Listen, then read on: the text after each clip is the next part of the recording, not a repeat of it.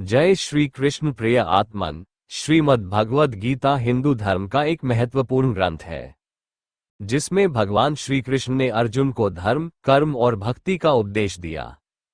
श्री गीता जीवन के हर पहलू को समझाने वाली ज्ञान की अमूल्य धरोहर है। गीता हमें सिखाती है कि व्यक्ति को अपने कर्तव्यों का पालन निस्वार्थ भाव से करना चाहिए और फल की चिंता नहीं करनी चाहिए। यह आत्म साक्षात्कार, योग, ध्यान और भक्ति का मार्ग दिखाती है। श्री गीता का अध्ययन मनुष्य को जीवन में संतुलन बनाए रखने, कठिनाइयों से लड़ने और सत्य के मार्ग पर चलने की प्रेरणा देता है। इसलिए यह न केवल धार्मिक बल्कि व्यवहारिक जीवन के लिए भी अत्यंत महत्वपूर्ण है। श्री गीता जीवन के प्रति सही दृष्टिकोण प्रदान करती है। भगवान श्री कृष्ण द्वारा अर्जुन को दिया गया उपदेश हर व्यक्ति के लिए जीवन के संघर्षों में मार्गदर्शक है। श्रीमद् भगवद गीता का 14वां अध्याय गुणत्रय विभाग योग है, जिसमें 3 गुण सत्व, रजस और तमस का वर्णन किया गया है।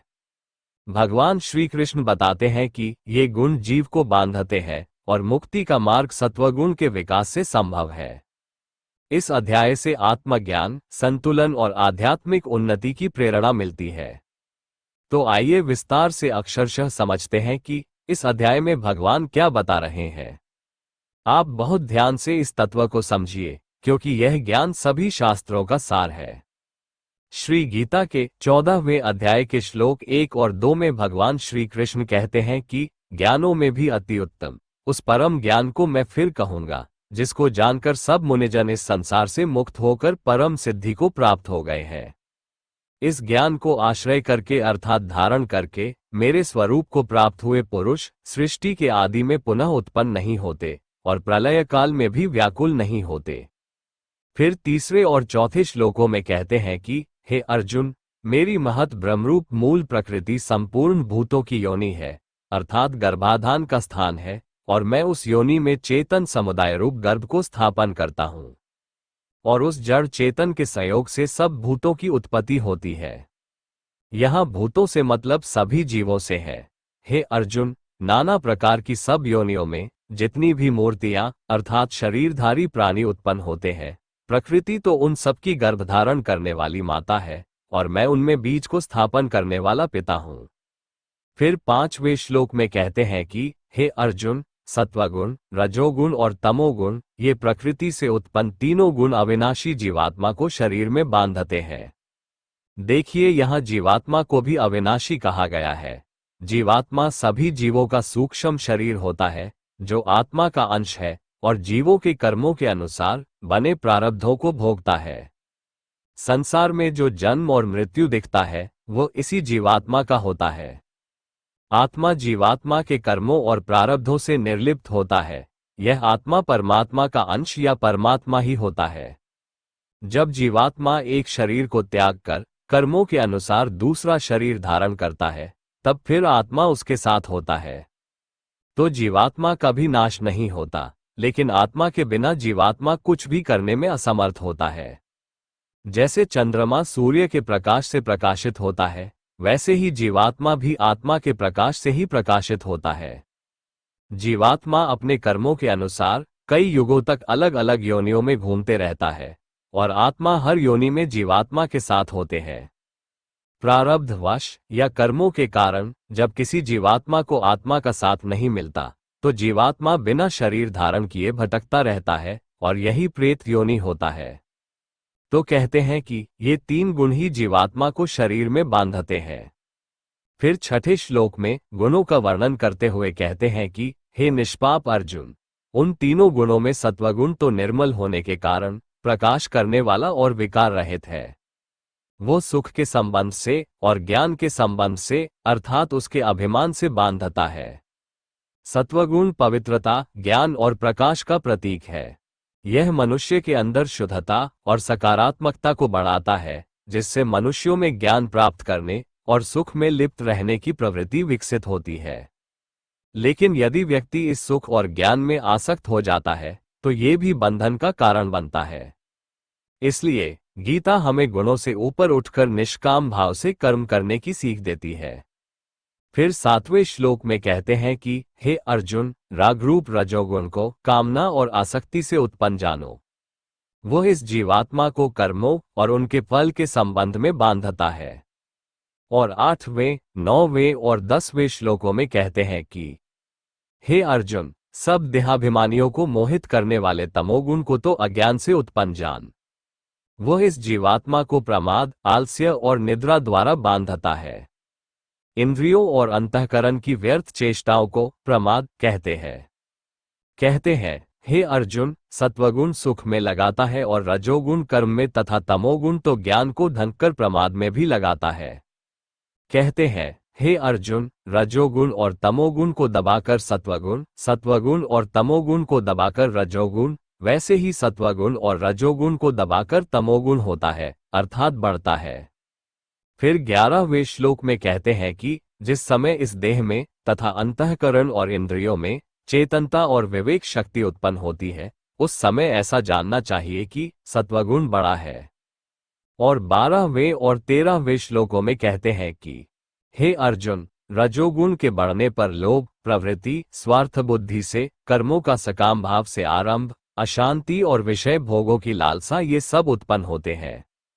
कहते हैं हे अर्जुन, तमोगुण के बढ़ने पर अंतःकरण और इंद्रियों में अप्रकाश, कर्तव्य कर्मों में अप्रवृत्ति और प्रमाद अर्थात व्यर्थ चेष्टा और निद्रादि अंतःकरण की मोहिनी वृत्तियां, ये सब ही उत्पन्न होते हैं। फिर 14वें और 15वें श्लोकों में कहते हैं कि जब यह मनुष्य सत्वगुण की वृद्धि में मृत्यु को प्राप्त होता है, तब तो उत्तम कर्म करने वालों के निर्मल दिव्य स्वर्गादि लोकों को प्राप्त होता है। रजोगुण के बढ़ने पर मृत्यु को प्राप्त होकर कर्मों की आसक्ति वाले मनुष्यों में उत्पन्न होता है, तथा तमोगुण के बढ़ने पर मरा हुआ मनुष्य, कीट, पशु आदि मूढ़योनियों में उत्पन्न होता है। फिर 16वें श्लोक में कहते हैं कि श्रेष्ठ कर्म का तो सात्विक अर्थात सुख, ज्ञान और वैराग्यादि निर्मल फल होता है। राजस कर्म का फल दुख एवं तामस कर्म का फल अज्ञान होता है। फिर 17वें और 18वें श्लोकों में कहते हैं कि सत्वगुण से ज्ञान उत्पन्न होता है और रजोगुण से निःसंदेह लोभ तथा तमोगुण से प्रमाद और अज्ञान उत्पन्न होता है। सत्वगुण में स्थित पुरुष स्वर्गादि उच्च लोकों को जाते हैं।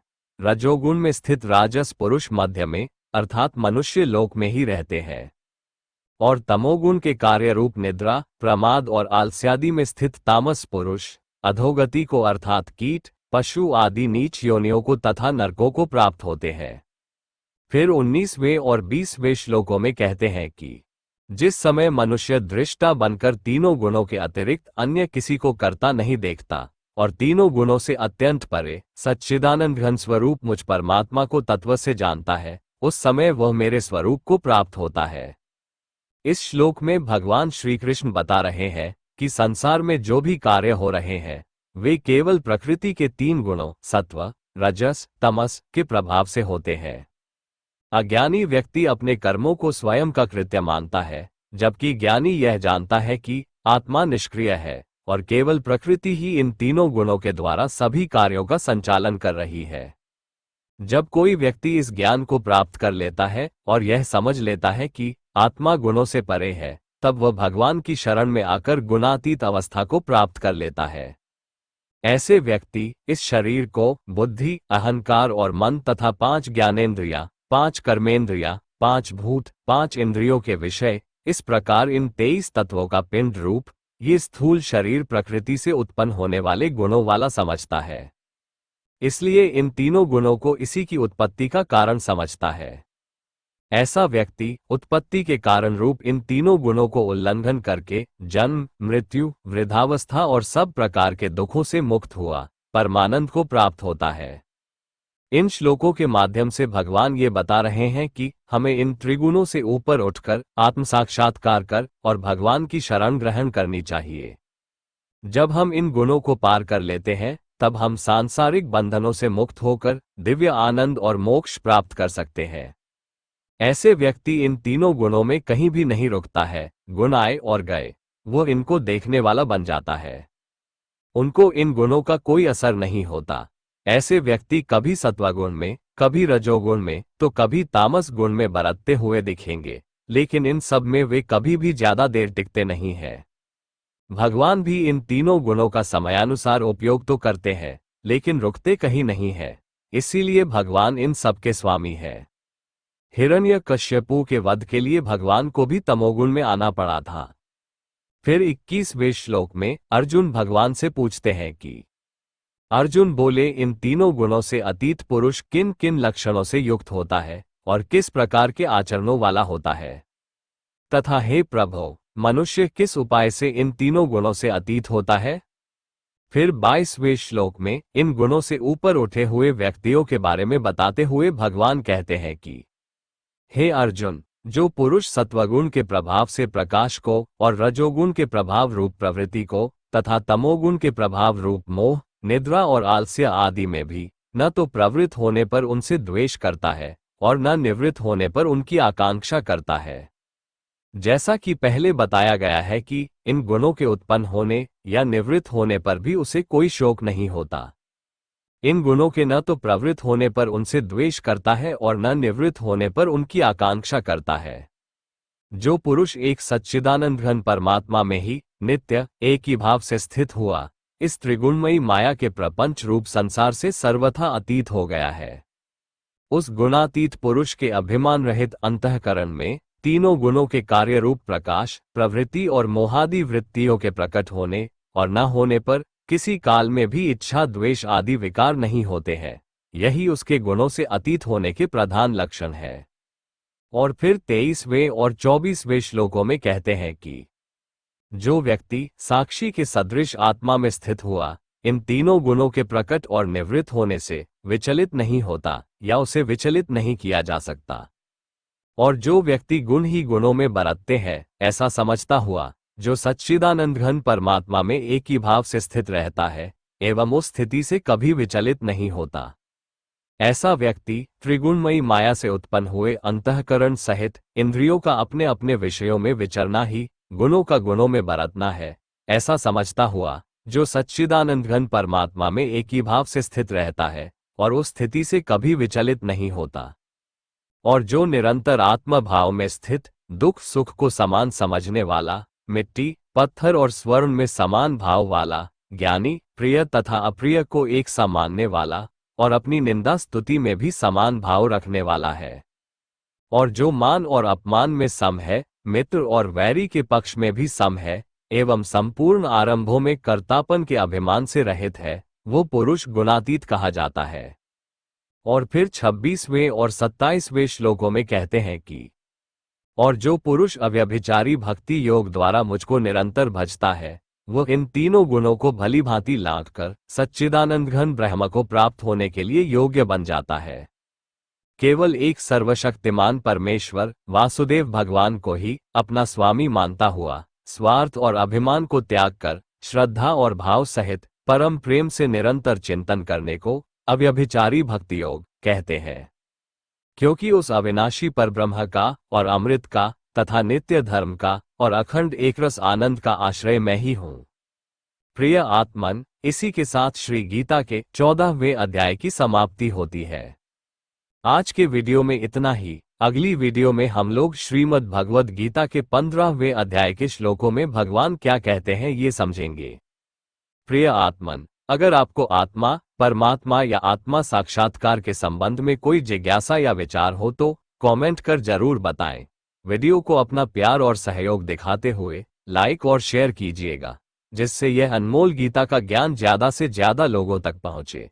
और इसी तरह के और वीडियोस देखने के लिए चैनल को सब्सक्राइब भी जरूर कर लीजिएगा। धन्यवाद। हरि ओम तत्सत।